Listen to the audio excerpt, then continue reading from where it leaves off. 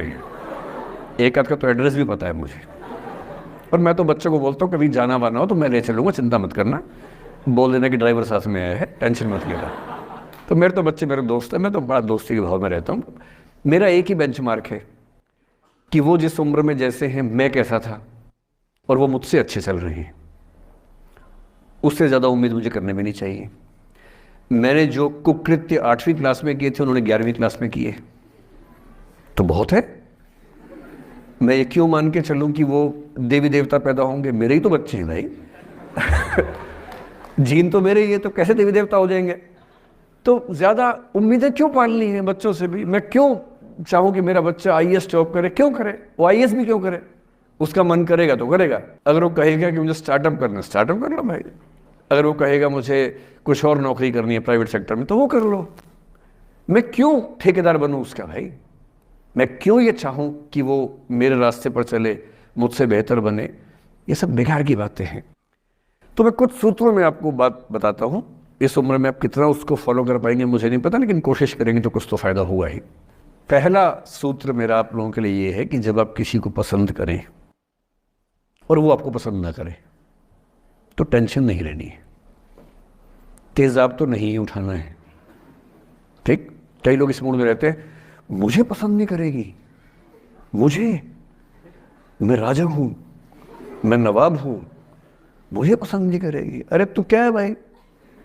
नहीं पसंद हो तो नहीं पसंद हो, ये क्या बात हुई? सबसे पहले अपने अंदर से लोकतांत्रिक बनिए, डेमोक्रेटिक बनिए। जैसे आपको हक है किसी व्यक्ति को पसंद करने का, उसको भी हक है किसी को पसंद या नापसंद करने का। यदि कोई ऐसा व्यक्ति जिसको आप पसंद नहीं करते वो आपको प्रपोज करे तो आप उसको मना ही तो करेंगे। बस मना इज्जत से कीजिए, किसी को बेआबरू करके मत भेजिए। ये नहीं कि अच्छा तुम शीशा देखा है कभी, रुको रुको आईना मेरी जेब में लो, ऐसे नहीं करना है। बड़े बेआबरू होकर तेरे कूचे से हम निकले, वो वाला भाव जो गालिब को आया था वो भाव नहीं आना चाहिए।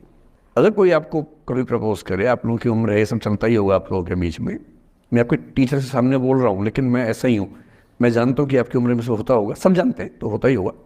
कभी किसी से ये उम्मीद मत करना कि वो आपको पसंद करे ही करे। यदि कोई रिजेक्ट करे, बस हाँ रिजेक्शन थोड़ा प्यार से होना चाहिए, बदतमीजी से नहीं होना चाहिए। उसके अधिकारों का उतना ही सम्मान कर रहे हैं जितना आप अपने अधिकार का सम्मान करते हैं। कि ठीक है भाई, आपको मैं पसंद नहीं, कोई बात नहीं, तू नहीं कोई और सही, कोई और नहीं कोई और सही। बहुत लंबी है जमी मिलेंगे लाख हंसी, इस जमाने में सनम तू अकेली तो नहीं। कितने लोग हैं दुनिया में, ऐसा क्या है? और मैंने बहुत प्यारे प्यारे बच्चों को देखा रोते बिलखते हुए कि मैंने उसको प्रपोज किया, उसने मुझे मना कर दिया। अंकल, छोटे छोटे बच्चे आजकल मुझे लव गुरु मानते हैं अपने आसपास। वो मेरे पास आके ऐसी ऐसी बातें बताते हैं बड़ी क्यूट तोतली आवाज़ में, मैंने उसको प्रपोज किया, उसने मुझे ऐसे वाली आवाज़ में एकदम रोते बिलखते हुए। तो मैं बोलता हूँ बधाई हो बहुत बहुत तुम्हें, कॉन्ग्रेचुलेशन। मैंने अपनी ज़िंदगी में ऐसे 50 मामले देखे और 50 में से कम 49 मामले में जब कहीं दिल नहीं लगा, बाद में उससे बेहतर ही व्यक्ति मिला।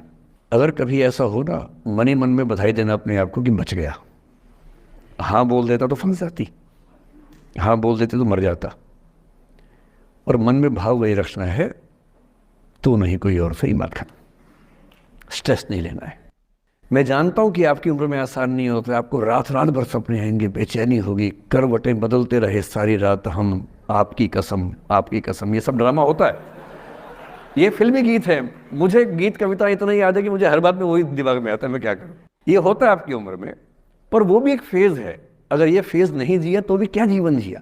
कभी कभी बेचैनी भी तो होनी चाहिए, वरना जिंदगी में मजा क्या है? अगर हर चीज लिनियर है, हर चीज फॉर्मुलाइज है, फिर मजा क्या है जिंदगी में? ये उठापटक, ये बेचैनी, ये घबराहट, ये तनाव, संतरास भी तो होना चाहिए कभी कभी जिंदगी में। इससे बुरी स्थिति तब होती है जब आप किसी रिलेशनशिप में हैं और वहां ब्रेकअप हो जाए, ये भी होता है। देखिए, मैं आपको बड़ी खरी खोटी सुनाने के मूड में हूँ।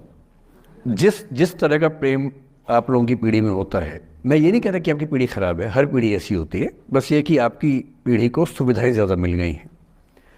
हमारी पीढ़ी में ना चिट्ठी लिख के भेजनी पड़ती थी, बड़ा रिस्क होता था। चिट्ठी लिखो कागज़ पे, फिर एक डाकिया ढूंढो भरोसे का, तो भरोसे वाला कुरियर बॉय या कुरियर गर्ल जाके चिट्ठी वहीं दे के आए जहाँ हमने कहा है। ये भी डाउट कहीं किसी और को दे के आ जाए।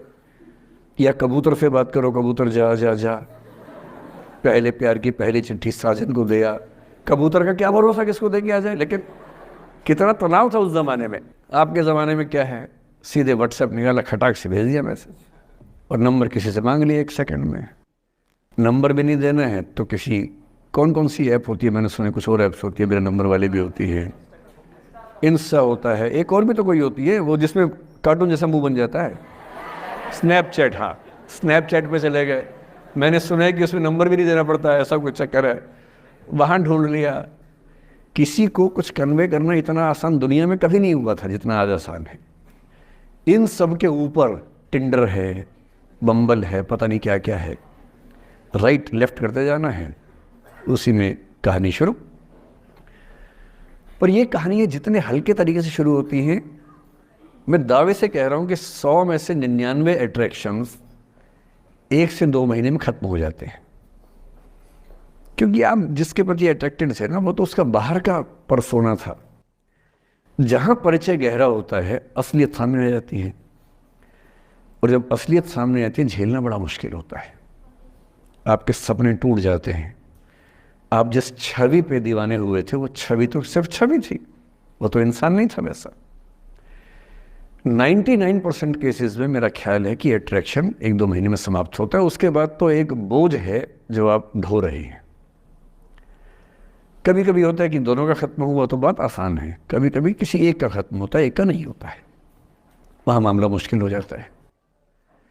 तो ऐसा हो सकता है आपके जीवन में कि दूसरा साथी आपका ये कहे कि भैया देखो, मैं तुम्हारे साथ कुछ महीने से हूँ, पर मुझे अब अच्छा नहीं लग रहा, मैं ब्रेकअप करना चाहता हूँ। मैं आपसे ये निवेदन करूँगा कि ये मान के मत चलना कि उसने आपको धोखा दिया है, क्योंकि बच्चे तुरंत उस मुद्रा में आते हैं, अच्छा अब मैं कुल्हाड़ी उठा लूँगी, अब मैं तेजाब उठा लूँगा, तूने मुझे धोखा दिया है, तूने मुझे चीट किया है, you are a cheat, you are a liar, you are a पता नहीं क्या क्या। पता, इंग्लिश में गालियाँ बड़ी सुंदर देते हैं बच्चे।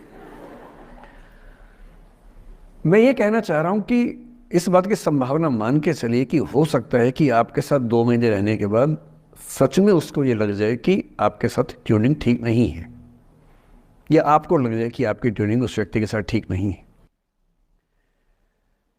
और किसी मुर्दा को अपने पास पकड़ के रखना उसका मज़ा नहीं है।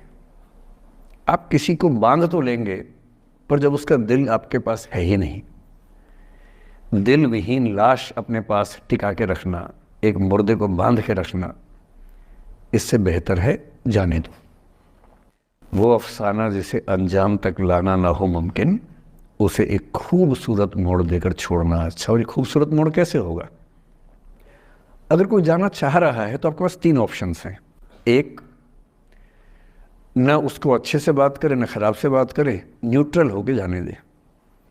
एक, उसको धमकी दे, बर्बाद कर दूंगा, छोड़ूंगा नहीं, तो निकल के देख घर से, तेरे एड्रेस पता करवा लूंगा, मेरे साथ 50 दोस्त हैं, मेरे सारे आवारा हैं, सारे बेरोजगार हैं, सारे कुंठित लोग हैं, सारे गुंडे मवाली हैं, उनका धंधा यही है, तेरे पीछे छोड़ दूंगा सबको। एक ही तरीका है। और तीसरा ये कि ठीक है यार, ऑल द बेस्ट, जा सिमरन जा, जी ले अपनी जिंदगी। अरे ठीक है, हो सकता है मैं तुझे ठीक नहीं लगा, कोई बात नहीं, लेकिन किसी से मिलो तो बढ़िया से मिलना, तेरी ज़िंदगी अच्छी हो। मैं भी ढूंढ लूँगा किसी न किसी को, थोड़ी हेल्प कर दियो, कहीं इंट्रो करवा दियो मेरी भी, लेकिन ठीक है तू भी जा। ये होता है खूबसूरत मोड़ देकर छोड़ना अच्छा।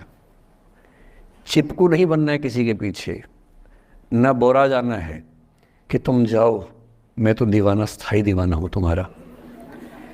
कोई जब तुम्हारा हृदय तोड़ दे, तड़पता हुआ जब तुम्हें छोड़ दे, तब तुम मेरे पास आना प्रिय, मेरा दर खुला है, खुला ही रहेगा तुम्हारे लिए। वाह। पहले के ज़माने में बेरोजगारी का ये लक्षण था।